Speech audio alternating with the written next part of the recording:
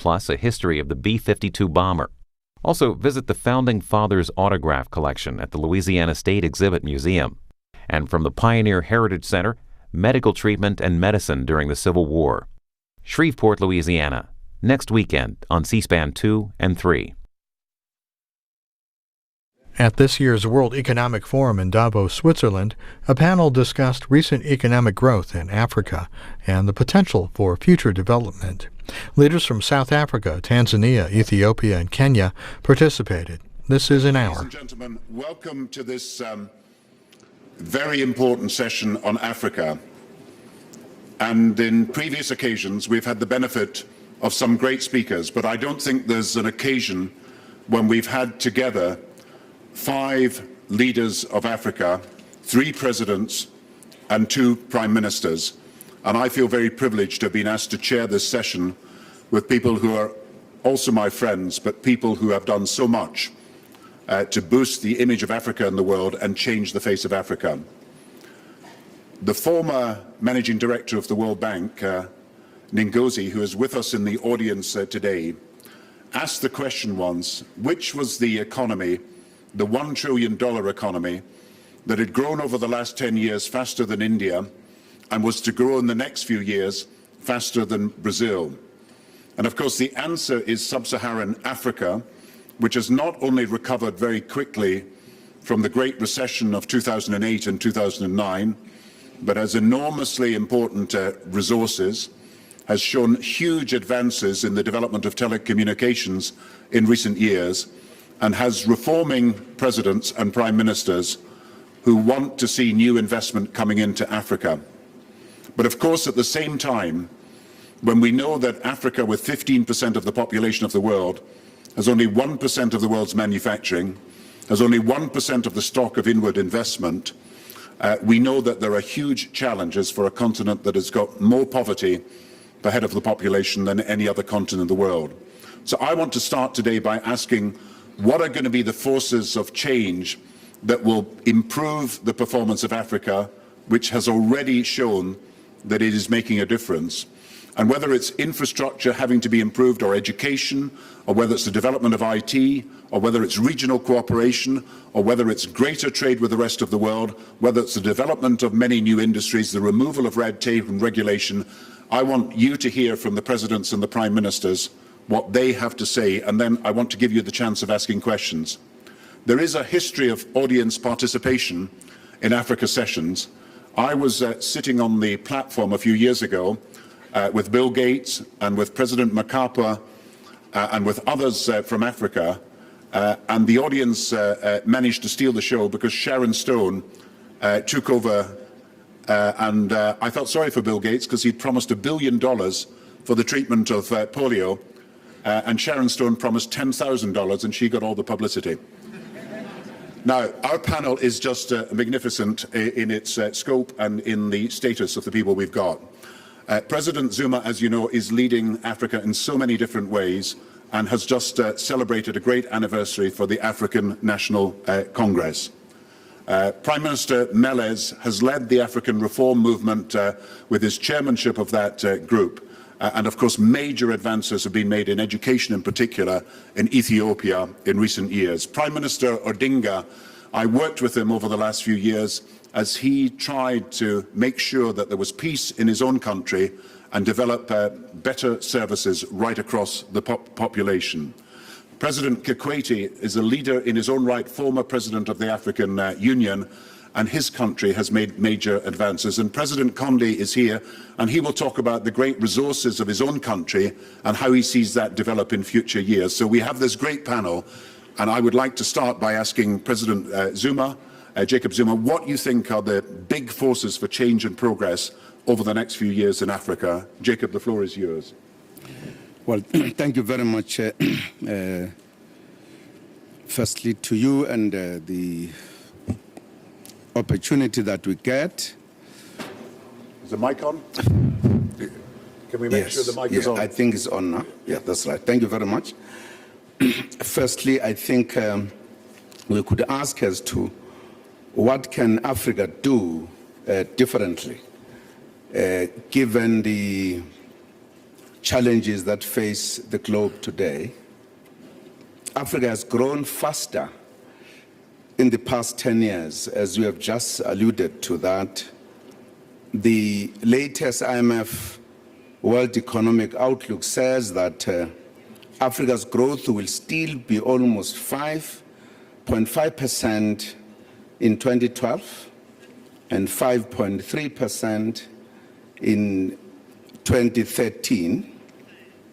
Africa has moved steadily towards free, multi-party, and accountable political systems since the end of the Cold War.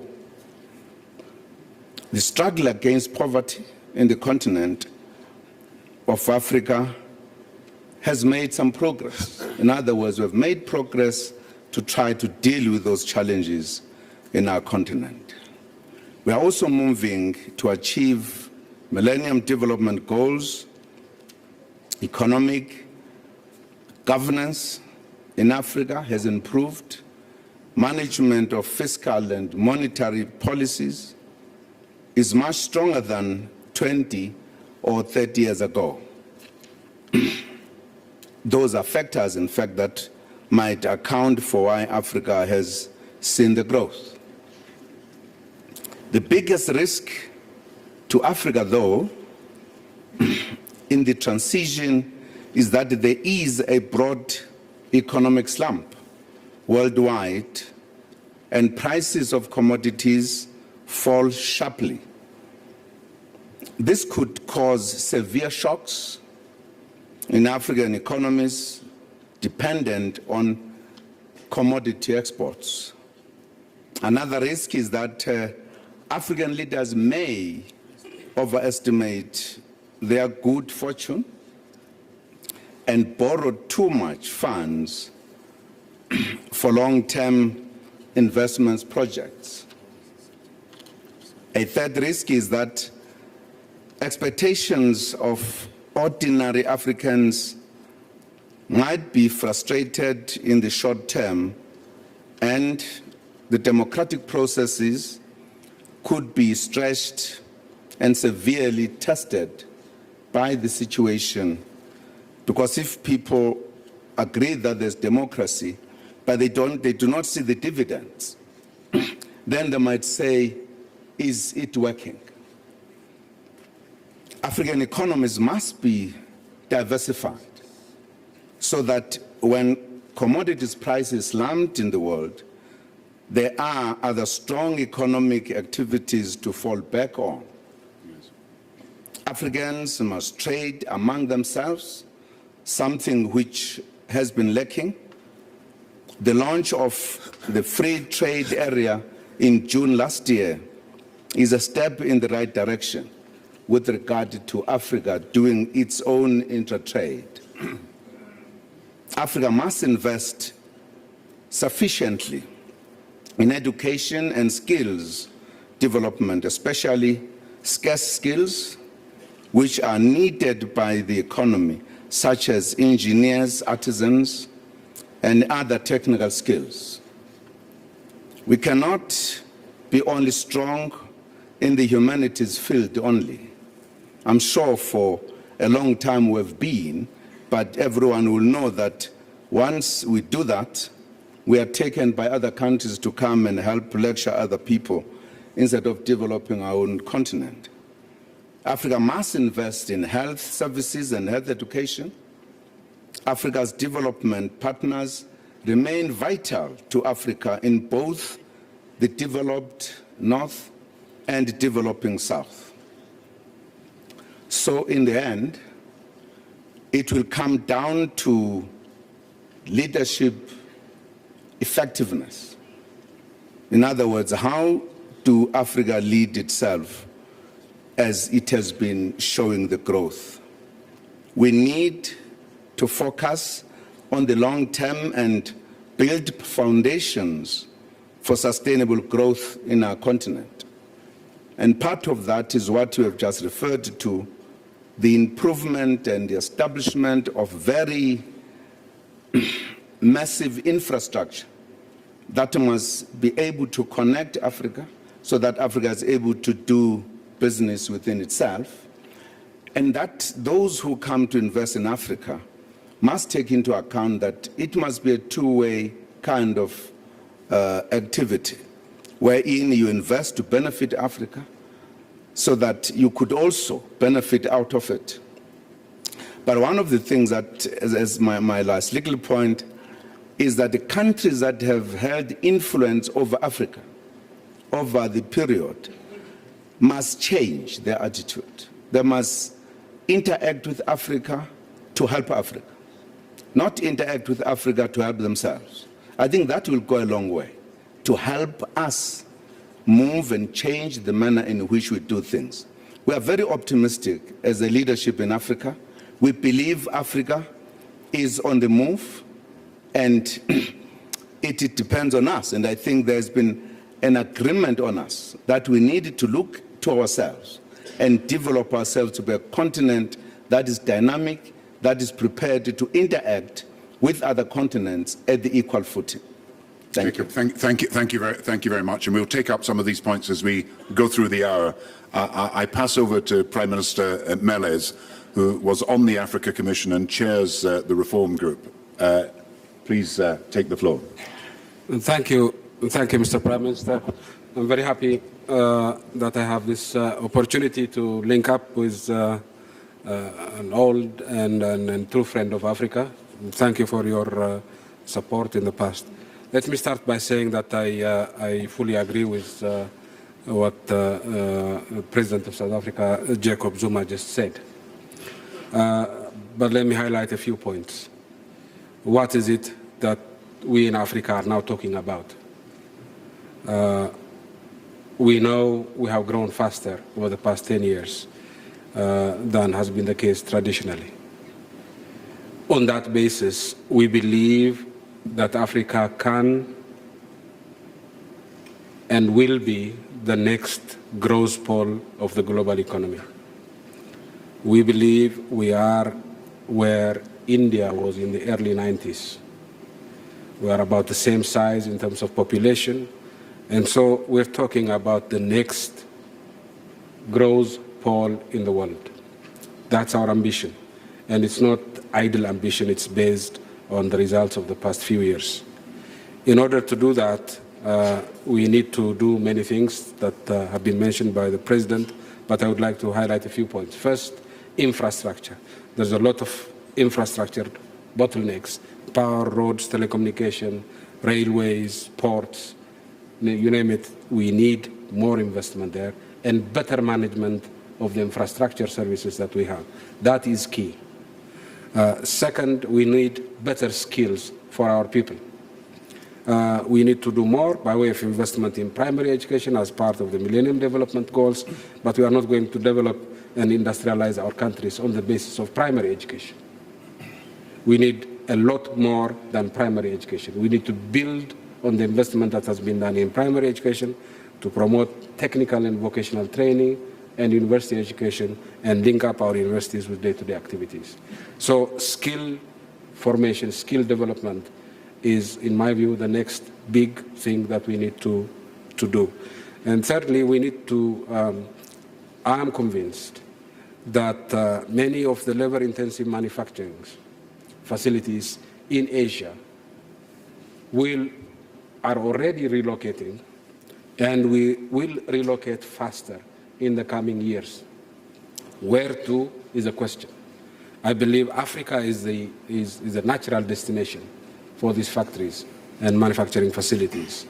And we need to create the environment for them to relocate to Africa. And besides infrastructure and skills, we need partnerships, the win-win partnerships that President Zuma was talking about, not only with the Asian manufacturers, the Koreans, the Chinese, the Indians, and so on, but also the European and American manufacturers. They have already relocated to China, for example, or Vietnam. If they are thinking of relocating again, then Africa is the next destination. And we want to have these partnerships. Final point, we as Africans need to diversify our economies. Traditionally, people have thought of Africa as a source of mining resources. That's very important, and we need more. Better use of our mining potential. But we need to invest more in agriculture, particularly small-scale agriculture, because without it, there will not be inclusive growth, and therefore there will not be social peace to get us through this economic transition. And we also need to invest in manufacturers. Thank you. So infrastructure, education, manufacture, and trade, of course. Prime Minister Odinga, I visited a school with you many years ago in Kibera when you had put 1 million children into school by making education free. So education is a very important part of your agenda as well. Yes, Gordon, thank you very much. I'm very happy to be here to join this very distinguished panel. Gordon, I think first we begin by saying that the transition to transformation in Africa is a very interesting subject. And first we begin by talking about inclusivity, because when we're talking about sustainable growth and development of the continent. And this requires to involve more people. So African democracy is actually now on course. And there are resistances and pockets of resistance here and there. But by and large, I think that a lot of progress has been made. And also the Arab Spring lesson is coming down south very fast. Now, we want first to ensure that we have democratic constitutions, that people accept democratic governance. That is important. Our population is fairly young, and we can actually benefit from demographic dividends by empowering this young population. And that's why we are talking about manpower development. Education, quality education that is from primary, secondary, vocational training, university and technical colleges, as well as research and development generally. We need to invest there. Because if we do this, then we can create skilled manpower that will be attractive to investors. And that, in our view, is how China and India have moved on, because they become very attractive to investments. You've got highly skilled manpower, but which is also cheap and competitive. This, in our view, is very, very crucial and important. The other factor that one wants to flag here is transformation from dependence on commodity trade to more science and technology-based economy. A number of our economies are still fairly dependent on commodity trade. This, in my view, is not sustainable. So we therefore need to move towards adopting more technology in our development, value addition to goods that are produced in our countries. Here, we have been leading by example in Kenya. As you know that we have been doing quite a lot of development and research. For example, in telecommunications area, we have led the world by the invention of money transfer through mobile phones. So, and this is making business much more efficient in our country. And it's an example that is now being emulated in India and other countries, what we call M-Pesa, to transfer money through using mobile phones, and several others. So we really want to see inventions coming from Africa, coming out of Africa. Therefore, we should promote research and development generally. Finally, infrastructure. I've talked about social infrastructure, physical infrastructure that will help us to integrate the African continent. Investment in roads, in ports, in railways, which will then make the intra-African trade more viable. See, intra-African trade is still negligible. If you look at Europe, Europe trades more with itself than with the rest of the world. Africa can also trade more with itself. Africa is looking more and more to the north rather than to itself. Yet, African market is big. So we need to invest also in physical infrastructure first so that we can promote intra-African trade. So diversification, infrastructure, the common market, internal trade. President Kikwete. Yeah. I pass on to you. Thank you very much. Well, thank you very much, moderator, Prime Minister Gordon Brown. Well, indeed, the subject for discussion here is Africa, transition and transformation. Well, indeed, one can say that there is transformation taking place in Africa. There is a lot of ample evidence to that fact. When you look at the socio-economic life of our people and our nations, in education, in healthcare, in infrastructure development, in agriculture, in manufacturing, and so forth and so on. But much more needs to be done. This is the bottom line, because there are times when Africa is portrayed as if there is nothing happening, but I would say the contrary. There is a lot of happening, but much more needs to be done. And why? Because we are starting from very low levels of development. At independence 50 years ago, Tanzania, the GDP per capita was $35. There were only 3 tarmac roads, the length of less than 190 kilometers. And we are a country with 85,000 kilometers of roads network. So we're starting from very low levels of development. Diseases, deprivations of all sorts of were plenty. But also we are part of the global economy. So whatever is happening in some parts of the world definitely affects us. A few years ago, we had the global economic financial crisis, and we had reversals to our growth. Now we have a lot of anxiety with the Eurozone crisis. I hope it's going to be fixed quickly, so that if it doesn't, then there is going to be many problems. There is evidence of growth, high levels of growth. I think this is the fastest growing continent now. But the dangers are still there. So what more needs to be done, to be very precise?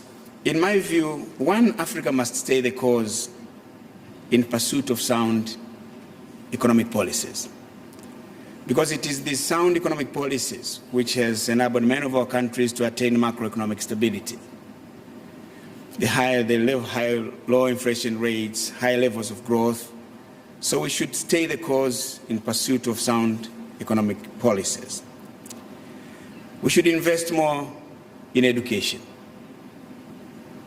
primary, secondary, tertiary, technical training, in order to build the human resource. Because at the end of the day, it is the man or woman who is going to make things happening and not the machines. You can have the machines. If you don't have the competent people to use the machines, then nothing can happen. So education is critical for us as a major investment. We should invest more in the transformation of agriculture. To me, agriculture is a priority because 70 to 80% of our people live in rural areas, and agriculture is the mainstay. But it is subsistence agriculture. People live from hand to mouth. They cannot feed themselves. They don't have enough cash crops to be able to earn more to transform their lives, make their life better. We need to develop the manufacturing sector. We cannot continue to be primary producers. Produce raw materials for the others to go and make goods, finish goods, and then come back. I was saying my late professor of economics at the university who taught me used to have a good phrase that we produce what we don't consume and consume what we don't produce. we produce for the others so that the others produce for us to consume. This thing cannot continue. So that's why ensuring that the manufacturing sector is growing fast in Africa is also critical. We have abundant resources, mineral resources, agricultural resources, natural resources, but what is lacking is a vibrant manufacturing sector, which Africa should also look at. And in any case, economies transit from being predominantly agricultural, then they go to the manufacturing, and then they go to the service sector becoming the predominant ones. So this is another important aspect. We have to develop the infrastructure. Well, as I'm saying, we had only three roads in the country with a demand of 85,000 square kilometers of roads. Without roads, there is no development. There is no development without electricity. There is no development without telecommunications. Africa cannot continue to be left behind in the digital divide. Definitely, we have to catch up. The other thing is regional integration. If we say we are going to produce more from agriculture, produce more from manufacturing, definitely markets are essential. The regional markets, but also the international markets. For regional markets, of course, the regional economic groupings are an important factor. This is a song now in the whole of the African continent. There are regional economic groupings everywhere, and we are continuously strengthening them. We are now looking at even merging them. In July, we had a meeting in South Africa where we discussed creating a grand free trade area, bringing together Southern Africa Development Community, the East African Community, and Common Market for Southern and Central Africa, from Cape to Cairo. So I was saying in Addis Ababa, in South Africa the other day, C.C. John Rhodes, the colonist, talked of the Great North Road from Cape to Cairo, but this was for colonial purposes. We are breeding, we are doing it now for our own good. This is an aspect. But also at the international level, now we need access to markets.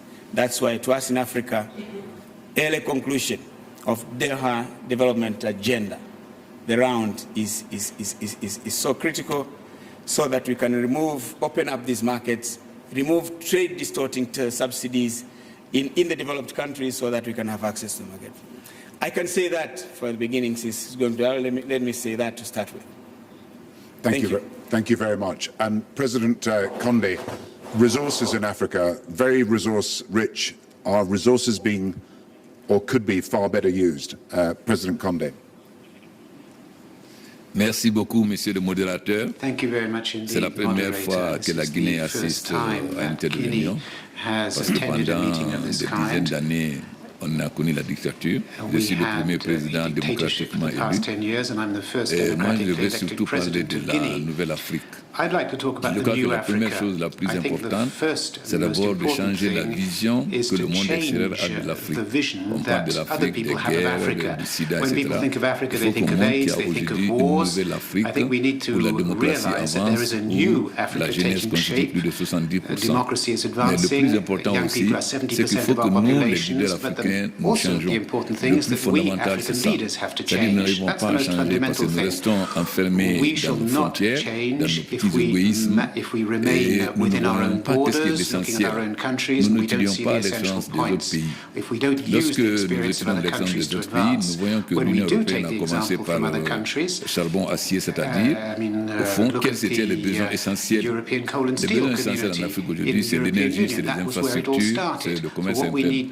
Or, lorsque nous, ensuite, nous restons de soi-même. Lorsque l'Union européenne convoque une réunion à 9h, tout le monde est là à 9h et jusqu'à la fin. Nous, quand on convoque une réunion de l'Union africaine à 9h, on commence à midi, certains viennent à midi, partent à 13h, c'est-à-dire qu'au fond, nous ne posons pas au niveau de l'Union africaine des véritables problèmes. Aujourd'hui, si nous voulons avancer, nous devons mettre en avant nos capacités. Si nous nous mettons d'accord aujourd'hui, en très peu de temps, nous pouvons avoir de l'énergie. Il suffit seulement qu'on se mette d'accord pour faire les grands barrages, Inga, Swapiti, etc. Casser les barrières commerciales qui entre différents pays et avoir un véritable marché africain. C'est-à-dire qu'au fond, il serait important qu'on fasse comme la CECA, c'est-à-dire qu'on ait un ministre de l'énergie qui est chargé de toute la politique africaine et qui permettrait de développer l'énergie, un ministre des infrastructures, un ministre du commerce extérieur, mais et ensuite que nous nous respections nous-mêmes. C'est-à-dire que quand nous avons des réunions, au lieu d'avoir 10 sujets à l'ordre du jour de l'Union africaine, qu'on ait seulement 2 ou 3 qui constituent l'essentiel. Parce que cette nouvelle Afrique, elle est représentée par la jeunesse et les femmes qui sont extrêmement dynamiques. Nous avons un autre avantage, l'accélération de l'histoire. Donc si nous renforçons l'éducation et que nous maîtrisons les nouvelles technologies, là où les autres ont mis 20 ans, nous mettons peut-être 2 ans ou 3 ans. Mais cela suppose qu'il y ait un changement au niveau des dirigeants africains eux-mêmes. Tant que nous ne changeons pas nous-mêmes et que nous ne montrons pas que notre intérêt, c'est de développer les ressources nationales pour le peuple et non plus pour avoir des comptes dans les banques extérieures. Et deuxièmement, que nous sommes décidés à créer les véritables conditions pour favoriser l'investissement extérieur et que nous voulons une coopération gagnant-gagnant, nous n'aurons pas de l'avance. Donc il faut que l'extérieur se rende compte qu'il y a une nouvelle Afrique et que cette nouvelle Afrique est différente des images qu'on présente à la télévision. Mais le plus important, ce que je dis à mes collègues, il faut que nous changions nos comportements, que nous respections l'Afrique et que nous soyons réellement au service du peuple. Nous sommes le grenier de l'Afrique. Nous pouvons être le grenier de l'Afrique si nous pouvons. Au fond, l'objectif, c'est de produire ce que nous consommons et consommer ce que nous produisons. Mon cher frère. Mais si nous ne changeons pas l'image de l'Afrique, si nous ne changeons pas nos comportements, si les gens pensent que nous ne nous intéressons pas au peuple, alors que nous avons la chance d'avoir un peuple jeune, 70% de la population monde est content, donc nous avons la capacité de maîtriser rapidement les nouvelles technologies et d'avancer très vite. Moi, mon pays a connu la désertique pendant longtemps. Aujourd'hui, nous sommes décidés, étant donné nos grandes capacités minières, nous avons à faire en sorte que tous les pays se préoccupent de transformer ces matières premières au service d'abord des populations et de créer des conditions pour une coopération gagnant-gagnant, que les partenaires aussi acceptent que les richesses profitent à l'Afrique, mais que nous aussi nous leur créons des meilleures conditions pour que les investissements soient rentables. Mais le changement en Afrique dépend d'abord de nous les dirigeants africains. Nous avons beaucoup de défauts, nous sommes un peu égoïstes et nous ne voyons pas d'abord l'Afrique. Nous nous battons souvent pour les postes alors que nous devons nous concentrer sur ce qui est le véritable développement de l'Afrique, l'énergie, les infrastructures, le commerce interne et les échanges et surtout la maîtrise des nouvelles technologies. Je ne vais pas être long, mais moi je suis là pour montrer qu'il y a une nouvelle Afrique et cette nouvelle Afrique peut faire en sorte que l'Afrique soit le continent du XXIe siècle. C'est ça que nous devons faire, que l'Afrique, si on a été pendant longtemps en arrière, que le XXIe siècle soit le continent de l'Afrique. Well, these are 5 very powerful statements about both the need for change and the desire for progress in Africa. I'm going to break down what's been said because there's a huge consensus into a number of issues that perhaps the audience has got questions about and is worried about. First of all, let's take infrastructure. So there are less roads in Africa now than 30 years ago. Half the roads of Asia, of Latin America. Only 10% of trade in Africa is internal to Africa, partly because of the infrastructure. Now, a lot of people in the audience would say, well, you've got to remove some of the obstacles to making it possible for people to invest in infrastructure. There are legal problems, there are problems of corruption, there are problems of dealing with a number of different countries when there are cross-border projects, there is red tape, things take too long. Everybody knows the infrastructure need, but we've got to make it easier for people to get the investment in. I don't know if Donald Kaberuka is Donald here, Kaberuka? from the African Development Bank, but he would say, I think there's about 100 billion of investment a year needed in infrastructure in Africa. Can you convince people who are potential investors that you can remove these blockages that appear to have existed in the past? Jacob, do you want to start? You've got great projects that you've announced for north-south infrastructure. Can they get off the ground if we can solve these problems? Yes, they can certainly get off the ground. I think we have recognized the obstacles that Prime Minister is referring to.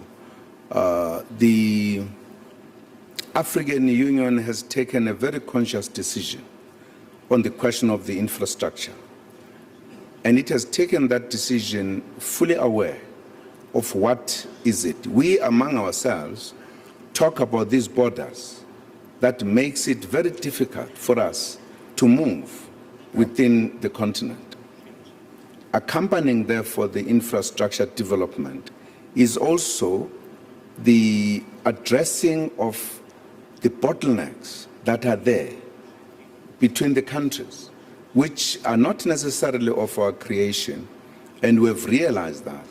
And we are saying, in order for us to be able to move forward, developing the infrastructure would not be helpful if we could not use them because of the restrictions between countries. So we are fully aware of that. We are addressing those issues, that these bottlenecks should not be there because they inhibit the faster development and the movement within the continent. So these matters are dealt with, are actually being discussed in the regions. How do we open up the borders for a free flow of people, workers, as well as the goods? So that is being addressed simultaneously with the development of the infrastructure. Now, before I move on, is there any question from the audience about this vital issue of infrastructure? It's very difficult to see if people have their hands up. There's a hand there. Yeah, please.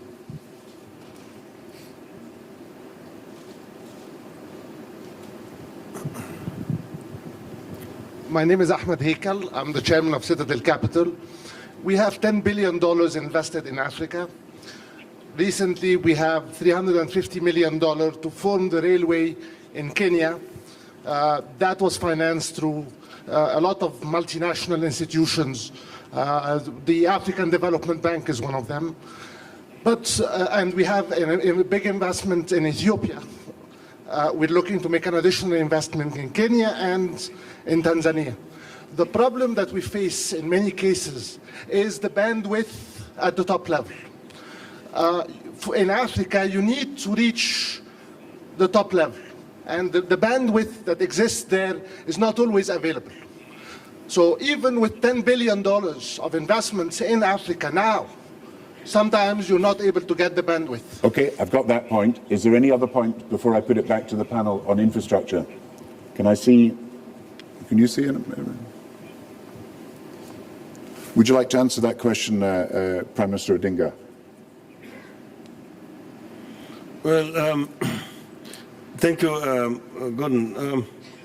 First, what he did not say is that there's a history to their coming into this. That the railway was concessioned, that is the Kenya-Uganda Railway, first to a South African company, which turned out to have somehow cheated in the deal. Right. And the deal then went sour. So then they bought the shares from that South African company. Right. And came then on board. And then they started first negotiating through that South African company. We are sort of very keen to modernize the railway and make the railway work, because right now 95% of the cargo coming out of the port of Mombasa is going by road, which is actually doing quite a lot of damage to the road network.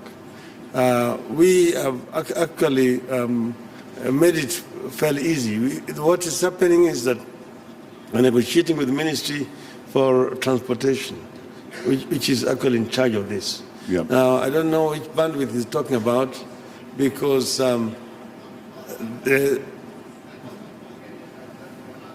Oh, he says that does not apply to Kenya. Thank you. I'm not going to get into the individual detail of the projects. We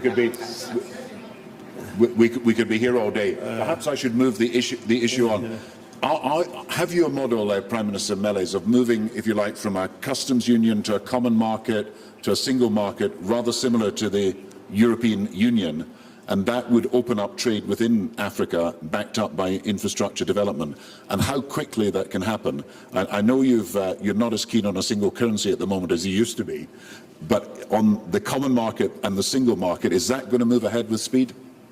Yeah, this whole agenda of regional economic integration in the continent has been an ongoing process. Yeah. And it's been accelerated in the recent past. The more our economy becomes dynamic, the more it becomes diversified, the more we'll be able to trade between ourselves. The intra-Africa trade is hindered not only by infrastructure, but also by the structure of our economies. Yes. Our economies have been structured to service other, particularly European economies, and now Asian economies, with very little linkage between ourselves. And so the regional economic integration is an instrument of economic transformation, and in my view, it's also a result of economic transformation. We can't have meaningful economic integration without transforming our economies. And with regards to infrastructure and availability of top leaders for investors, in the short run, we have to do better of being accessible as senior leaders in government. In the long term, that is not a solution. The institutions of government will have to work efficiently so that things can move without the president or the prime minister saying so. Ultimately, that's the way forward. But as a sort of a transitional arrangement, we need to be a bit more available than we have been in the past. One other part of infrastructure is obviously IT, the development of high technology and to get it into different parts of Africa. I think we've got Tim Berners-Lee here, who's the head of the World Wide Web Foundation, and I think should be acknowledged as the person who invented the World Wide Web. Tim, is there anything that you think could be done that could speed things up in Africa? Is Tim here? Yeah. Can you give him a mic? Yeah. Well, it's huge, but obviously, so the World Wide Web Foundation would love to see the other 80% of people who don't use the web at the moment using the web. There are a huge number of ways in which it helps, and I think it's not just a question of getting connectivity, of getting a fiber or getting a wire in. It's a question of getting people really using it in their own language, not just reading things, but writing things as well, so the cultures of all the different languages are preserved, and so that people across the world who of that culture who's left can connect back. Obviously, it should be a huge economic benefit. It should be able to help education. It should be able to help health. And also it should be able to help your governments be more transparent as you put government data onto the web, as Gordon Brown made a huge project to do in the UK. So the Web Foundation will be very interested in working with you to see what are the most important things to push now to try and to get the greatest change as quickly as possible. Thank you very much. President Kikwete, IT, technology and education, but also there's still, 35 million to 40 million children not at school at all in Africa. And obviously there's only 6% of young people in vocational further education. How quickly can you move education forward, do you think? Well, of course maybe before I take up that one, let me say few things about infrastructure. We should not come out of this meeting with an impression that there isn't much being invested in infrastructure because of some of the problems on our side.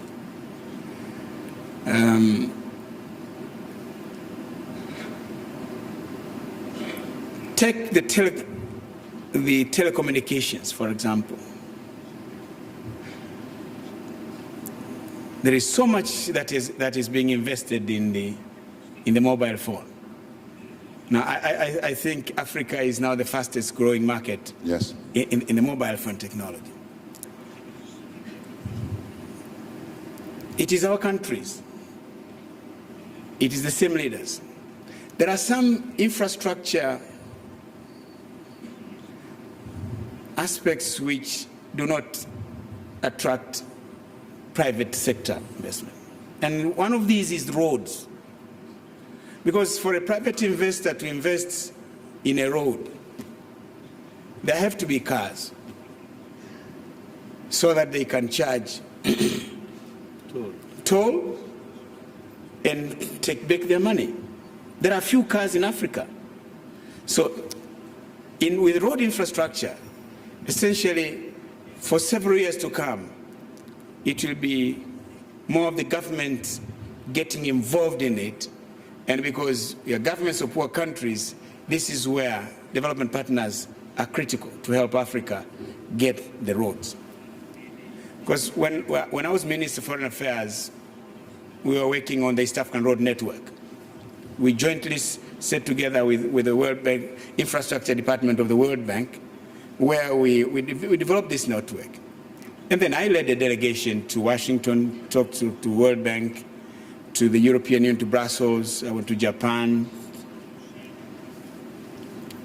But one of the advice we got from that was that if you have less than 15,000 cars plying that road, then you can't. And in East Africa at that time, it was only the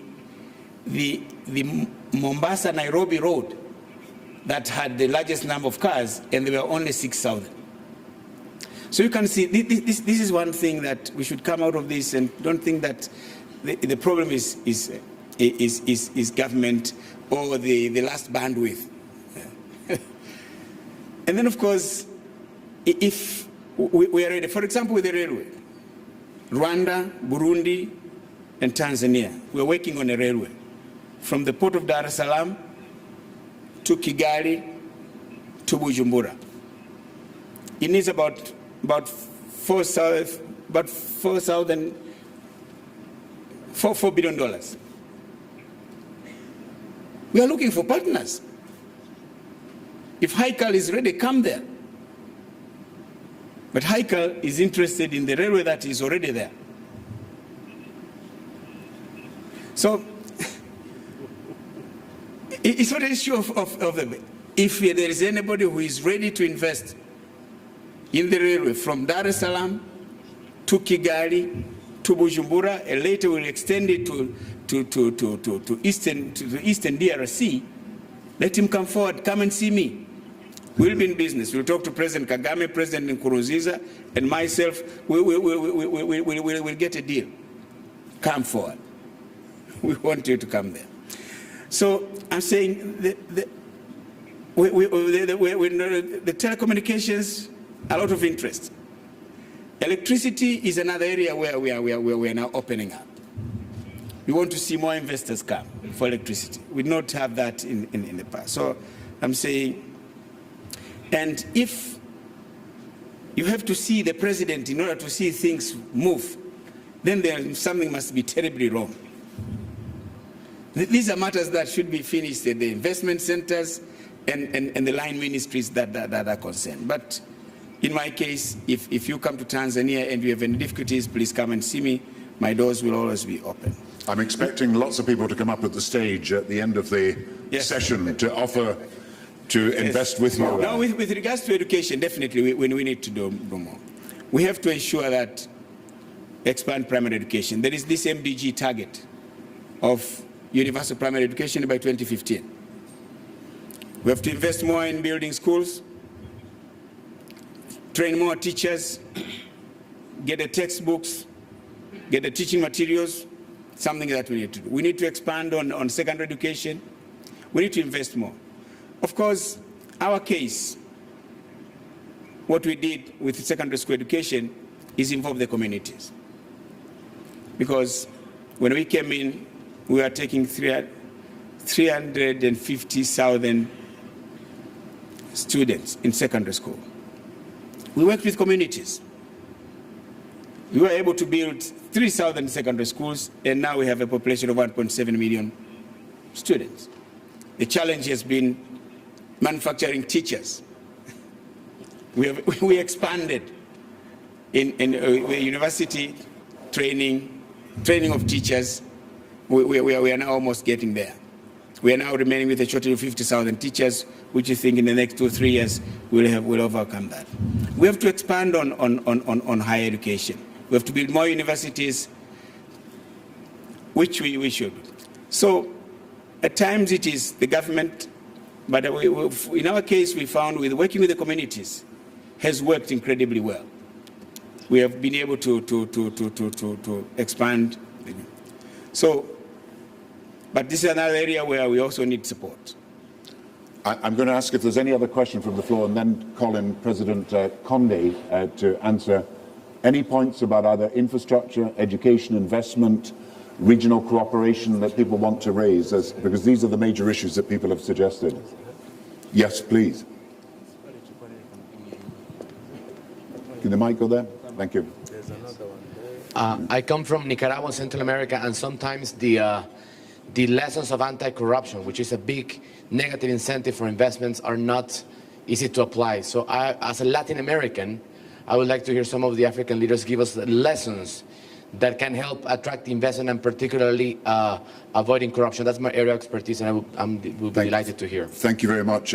President Condé, the new Africa and obviously the attack on corruption.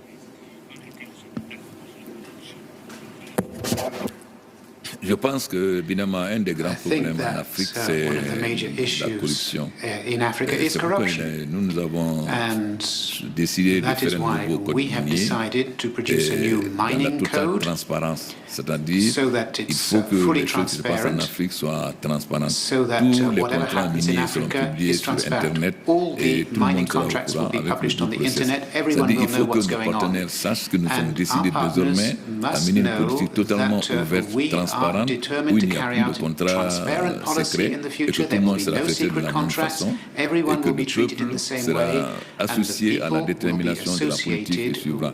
Ça, c'est la meilleure façon de combattre la corruption. Mais je crois que le plus important, en parlant des chemins de fer ou autres, il faut que l'Afrique ait une politique. Si on a une politique africaine des infrastructures, le problème du nombre de voitures ne se poserait plus. Si on a une politique africaine d'énergie, le problème de savoir l'utilisation ne se poserait plus. Mais c'est pourquoi je dis qu'en dehors, c'est-à-dire il faut un minimum, un marché, pour qu'il soit à l'entente, il faut qu'il ait un minimum d'extension. Nos marchés sont trop étroits parce que nous n'avons pas été capables de définir des politiques continentales. Et je dis toujours qu'il faut étudier l'exemple des autres. Nous n'avons pas besoin de parler d'union monétaire actuellement parce que l'Europe n'a pas commencé. L'Europe, après la Première Guerre, c'était le problème du charbon et de l'acier. Ils se sont associés pour résoudre ces problèmes. Le problème aujourd'hui, c'est l'énergie, c'est les infrastructures, c'est le commerce interne. Nous devons d'abord utiliser l'Union africaine pour nous pencher sur ces questions. C'est-à-dire tant qu'il s'agit de limiter le problème des infrastructures à quelques pays, mais si nous avons une politique africaine que nous appliquons tous, à partir de ce moment, quelqu'un qui sait que la route qui va être faite va aller de Cap à Alger, etc., il est évident que les investisseurs sont plus intéressés à venir investir. Mais je dis encore, il est extrêmement important que l'Afrique donne une nouvelle image, ce qui est différent de l'Afrique de la corruption, que les dirigeants africains donnent une autre image qui montre qu'ils sont soucieux véritablement de l'intérêt de leur population, surtout des jeunes et des femmes, et que toutes leurs batailles de faire en sorte que les ressources nationales qui sont importantes soient réellement développées au profit de la population, ce qui va augmenter la capacité de consommation et va encourager les investisseurs étrangers à venir. Sinon, évidemment, si nous restons enfermés dans nos frontières actuelles et que nous ne donnons pas une transparence totale à notre gestion, nous n'encourageons pas. La première chose pour lutter contre la corruption, c'est la transparence totale du processus et la publication d'informations, qu'on puisse avoir sur Internet tous les contrats qu'on sache que dans un pays donné, les contrats, la meilleure clause de garantie pour un investisseur, c'est qu'il y ait la transparence et que tout se passe dans la clarté avec l'adhésion populaire. Prime Minister Meles, do you see the possibility of these transparency requirements going right across Africa? Do you see, as President Condé does, an African energy minister, an African infrastructure minister coming out of the African Union, or is that going too quick? Well, in terms of infrastructure policy, we actually have done a lot of the job already, the preparatory work already. We have the PIDA, this is the infrastructure program for the whole of the continent. And in that context, we also have a recent initiative by President Zuma for specific infrastructure projects, whether it's railways, pipelines, gas pipelines, roads, ports, and so on. We may need to do a little bit more. We may need to refine it. But I think most of the work has already been done. And we have the NEPAD authority, which is doing this job and is going to coordinate implementation of the continental infrastructure work. So much of the preparatory work has been done. But when it comes to infrastructure, I think what you said when you were Prime Minister of the United Kingdom in the United Nations is very important. We need a new consensus on infrastructure. The Washington consensus on infrastructure in Africa has not worked, and it will not work. The Washington consensus on infrastructure in Africa is that the public sector should not do infrastructure. It's for the private sector to do infrastructure. Some infrastructure activities can be done by the private sector, but a lot of the infrastructure work has to be done by the private sector, or else by the public sector, or else it will not be done. And it's not just roads. So what we need from our partners is loans, technological support, capacity building. And by the way, a lot of that is already happening. There are partners, particularly from Asia, the Indians and the Chinese, are investing a lot in infrastructure and through the African public sector. So we need more of that. We need to diversify that. Now, in terms of ministers of industry and agriculture and so on at the Africa level, we need to coordinate, obviously, and we need someone there to lead this coordination. But you can't will a common government for the continent into existence. It has to be a process of integration. It took more than 50 years for the Europeans to come up with a common currency, and it appears that they went a bit too fast for some of their members. So we need to learn all the lessons carefully, and we need to move carefully. Here, President Zuma, you've got Guinea with its energy offering to be part of a coordinated energy policy in Africa. Presumably that's quite attractive. Yeah, well, in one sense, yes, it is quite attractive. I think Prime Minister Meles has really responded to the issue. There is a lot of work going on already in the infrastructure. We have 5 regional groupings that really coordinate the regions, and the aim is to emerge to a point where we'll be able to coordinate all of these. There are a lot of reasons why you can't do it immediately. You've got it to move step by step. I think President Kikwete referred to the 3 regionals that have come together. That's part of the process that begins to move forward. Through the NEPAD, what the AU has taken a very firm decision is really to ensure that we do the infrastructure in a coordinated manner as the continent. And that is coordinated in the main through the NEPAD. NEPAD structures, and it has substructures that are dealing with these matters. I think we are at that stage at this point in time. But I think what we need to do is to have the kind of understanding as the countries. How do we deal with our resources as a continent? That point, I think, the president of Guinea-Conakry is absolutely correct. Can we discuss as the continent, what do we do with our huge resources? Because for centuries, we have not determined what happens to our resources. It has been other countries out of Africa that have determined this. And of course, even now, and there's a point I made at the beginning, they would not want to leave us without influencing that kind of interaction. That is why I think there is a need for that discussion, to coordinate it broadly, even between the regions.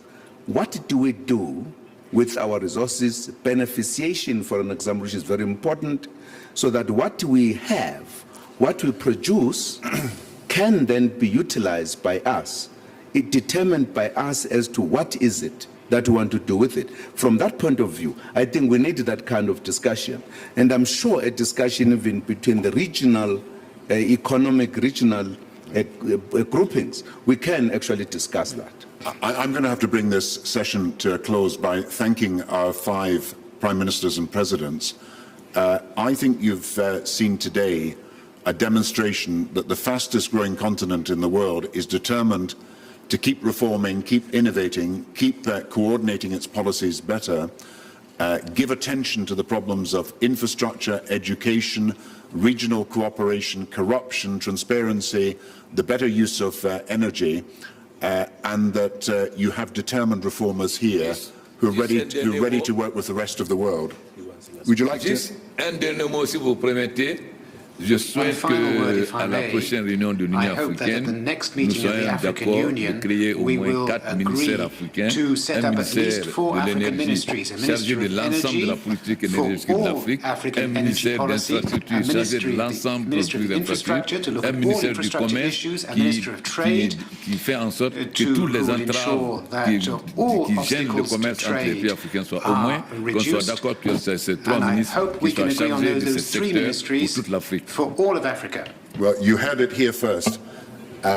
These bold suggestions about the future of Africa, but what you've got is a determination from African leaders to lead the reform process, and I think that is a message that is being sent out to the world from here in Davos today. Thank you all very much. Could you thank our presidents and prime ministers for contributing to this great occasion?